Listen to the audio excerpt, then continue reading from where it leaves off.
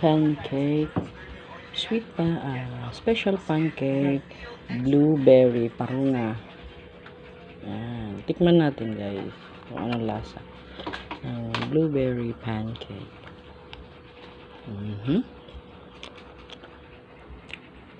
Yummy, fluffy, yummy, sweet. Pan-dessert po yan.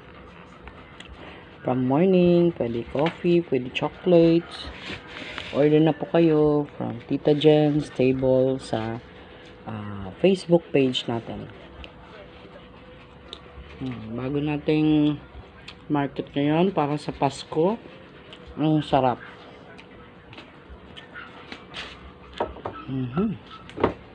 Tingnan mo naman, ang sarap. May mga feelings pa yan dyan.